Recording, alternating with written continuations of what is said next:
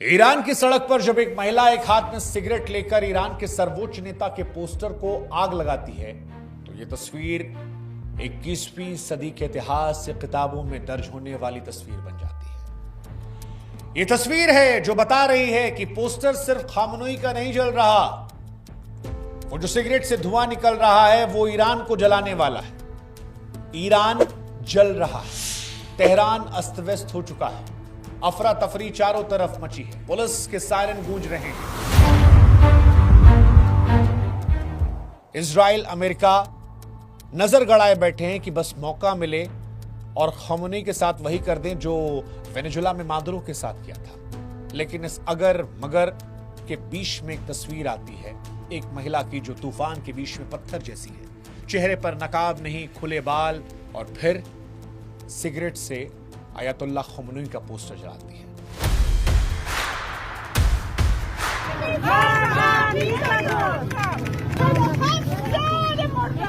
यहां दो बातें गौर करने वाली है। पहली बात, इस महिला ने ना हिजाब पहना है ना नकाब पहना है, इसके बाल हवा में लहरा रहे हैं। और ये बात हम इसलिए हाईलाइट कर रहे हैं क्योंकि 2022 में इसी ईरान के अंदर एक महिला को पुलिस ने उठाकर बेरहमी से मारा और फिर मार डाला सिर्फ इसलिए क्योंकि उसके बाल खुले हुए थे, 4 बाल दिख गए थे, हिजाब ठीक से नहीं था। आज उसी देश में सुप्रीम लीडर का पोस्टर जलाया जा रहा है। वो पोस्टर जो देखना गुनाह था, छूना मौत की सजा थी। बिना कहे ये सिगरेट, ये धुआं, ये पोस्टर का जलना उस कहानी को बता रहा है जिससे ईरान जल रहा है, उस बदलाव को दर्शा रहा है जो 47 सालों बाद ईरान देख रहा है। वो महिला जो चीख चीख कर कह रही है, खून से लथपथ होकर, कि मैं डरी नहीं हूं, 47 साल पहले मर गई थी जब तुमने आजादी छीनी थी।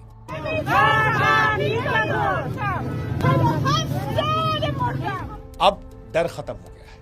वो जो लाइन थी कि इतना भी मत डराओ कि डर खत्म हो जाए, वो ईरान में दिख रहा है। लेकिन सवाल यह है कि आज ईरान क्यों जल रहा है? आज ईरान में इंटरनेट की लाइन क्यों काट दी गई? लैंडलाइन फोन क्यों बंद है? क्या ईरान में सत्ता परिवर्तन होने वाला है? क्या यह सिर्फ ईरानियों की लड़ाई है या फिर वेनेजुएला का इसमें कोई कनेक्शन है? क्यों ऐसा है कि नेतन्याहू से लेकर डोनाल्ड ट्रंप बेताब बैठे हैं और वो ईरान जिसके पास बहुत पैसा था, तेल था, वो आज तंगहाली में, बदहाली में, बेरोजगारी में क्यों जी रहा है? क्या अमेरिका ने वही किया यहां पर जो बांग्लादेश में हुआ था, नेपाल में, श्रीलंका में या फिर वेनेजुएला में? प्रत्यक्ष तौर पर क्या खामनेई को भी मादुरो की तरह उठा लिया जाएगा? ईरान की कहानी में बड़ी परतें हैं, आप एक परत उठाएंगे एक परत और निकल आएंगे। इसलिए ईरान की कहानी का सिर्फ विश्लेषण नहीं हो सकता, इसका महाविश्लेषण होना चाहिए, क्योंकि यहां मुद्दा सिर्फ महंगाई, बेरोजगारी का नहीं है, इसकी जड़ें बहुत गहरी हैं। खबर के पीछे की खबर को समझने के लिए आज महाविश्लेषण करेंगे। इसलिए अगर आपके पास समय है तो इस वीडियो में रुकिए। अगर आपको वो झटपट हेडलाइन चाहिए तो आप कहीं और सुन लीजिए। अब जो रुक रहे हैं उनको हम बता दें कि इस वीडियो में हम आपको क्या क्या दिखाने वाले हैं। सबसे पहले हम आपको 2022 में लेकर चलेंगे, उस महिला के बारे में बताएंगे जिसकी मौत ने ईरान में विद्रोह की चिंगारी जला दी। फिर हम आपको बताएंगे कैसे मादुरो का सत्ता से हटना ईरान में लोगों को होप दे गया। फिर हम आपको बताएंगे कि अमेरिका और इजराइल को इतनी जल्दबाजी क्यों है, जिन्होंने सैंक्शंस लगाए वो आज हमदर्द क्यों बने हैं। इसके बाद हम आपको बताएंगे ईरानी जनता जो है वो कैसे अमेरिका और ईरानी जो तानाशाह हैं खामनेई, उनके बीच में सैंडविच बन गई है। हम आपको बताएंगे कैसे जब ईरान में इंटरनेट बैन है तो एलॉन मस्क ने फ्री इंटरनेट की बात कर दी है, उसके पीछे उनकी साजिश क्या है। इस वीडियो में हम आपको समझाएंगे खामनेई के बाद कौन होगा अगला लीडर। क्या खामनेई के बाद फिर से राजशाही लौटेगी? एआई और डिजिटल तानाशाही का भी जिक्र करेंगे क्योंकि चीन की मदद से एआई के जरिए महिलाओं को पकड़ा जा रहा है। हम आपको बताएंगे कि कैसे अल्लाह वाला झंडा हटाकर शेर वाला झंडा लहराया जा रहा है। साथ ही यह भी समझाएंगे कि आज जो जेनजी 1979 के पहले के ईरान को वापस लाना चाहती है, वो ईरान कैसा था? क्या वो जन्नत था या आज के ईरान से बेहतर था इसलिए वापस चाहिए? उस ईरान की कहानी भी हम आपको समझाएंगे। और आखिर में वो सबसे बड़ा सवाल, क्या ईरानी सेना जो है वो खामनेई से विद्रोह करेगी? ईरान की सेना पर क्या निर्भर करता है कि ईरान में तख्ता पलट होगा, जनता जीतेगी, अमेरिका जीतेगा या फिर खामनेई का शासन बना रहेगा? क्योंकि ईरान की फौज को वेनेजुला की फौज मत समझिएगा, यहां औकात का बड़ा अंतर है। और इतने सारे सवालों का जवाब अगर आपको चाहिए तो आपको सुकून भी चाहिए। तो सुकून से अब सुनिए वहां से जहां से कहानी शुरू हुई थी। पीछे चलते हैं महसा अमीनी के पास। सितंबर 2022, वहीं पर एक 22 साल की लड़की, नाम महसा अमीनी, कुर्द लड़की, तेहरान की सड़कों पर वहां की मॉरल पुलिस ने उसे जानवरों की तरह घसीटकर उस दौर में गाड़ी में डाल दिया। उसके पास कोई हथियार नहीं था, कोई जासूसी नहीं कर रही थी। उसका कसूर उस दौर में सिर्फ इतना था कि इस 22 साल की लड़की का हिजाब जो था थोड़ा सरक गया था, सिर के बाल दिख रहे थे। इसके बाद पुलिस ले जाती है। खमनी के शासन में उसे इतना मारा जाता है, इतना टॉर्चर किया जाता है कि वो कोमा में चली जाती है, फिर कभी लौट नहीं पाती है। उस वक्त शायद यहां पर खमनी के शासन को लगा था कि एक लड़की को मार दिया जाएगा तो शायद पूरा देश डर जाएगा, लेकिन यह दांव उल्टा पड़ गया। महसा की मौत ने ईरान के लोगों के अंदर से मौत का डर निकाल दिया। लोगों ने कहा कि अगर हिजाब ठीक से ना पहनने पर मार डालोगे तो चलो लड़कर मर जाते हैं।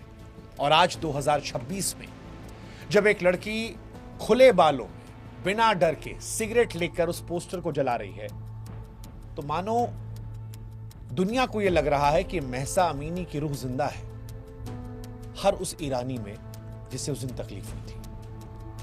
सरकार ने उस दिन एक महसा को मारा था, लेकिन उसी दिन लाखों बागी पैदा कर दिए थे। और आज की क्रांति उसी बेगुनाह खून का बदला है। शायद इसीलिए किसी ने सच कहा है कि जिस ओर जवानी चलती है उस ओर जमाना चलता है। 22 साल की लड़की की मौत और आज ये तस्वीर।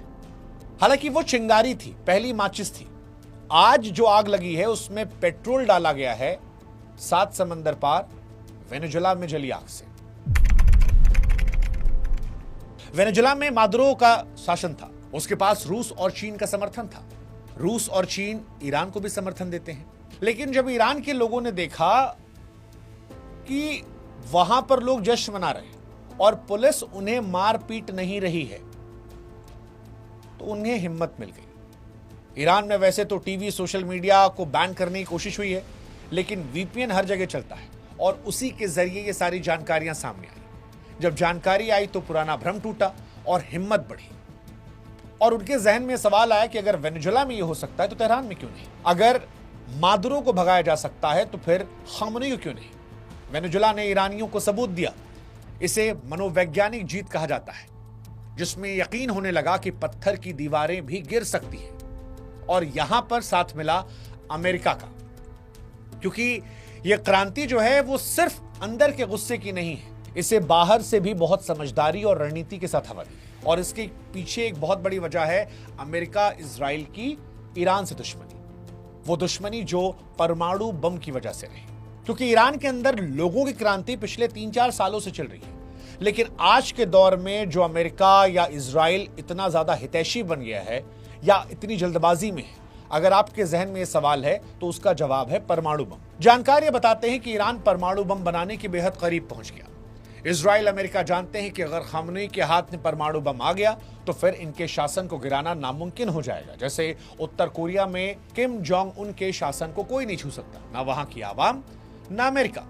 इसीलिए अमेरिका और इजराइल के लिए समय के खिलाफ ये दौड़ है। वो चाहते हैं कि बम बनने से पहले खामनेई का शासन गिर जाए।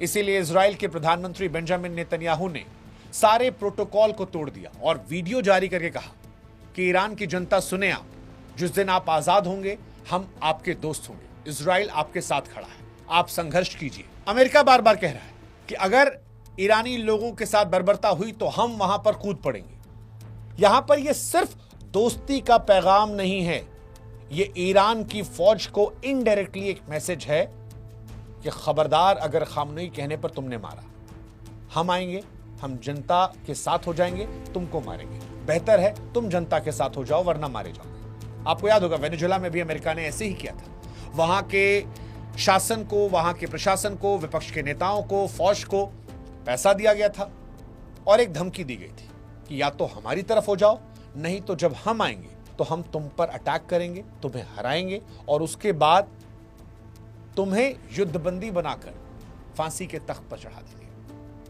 अमेरिका भी बार बार यही कर रहा है इजराइल के साथ। अमेरिका भी सोशल मीडिया पर माहौल बना रहा है। डोनाल्ड ट्रंप के बहुत सारे ट्वीट हैं जो ईरान को लेकर आए हैं।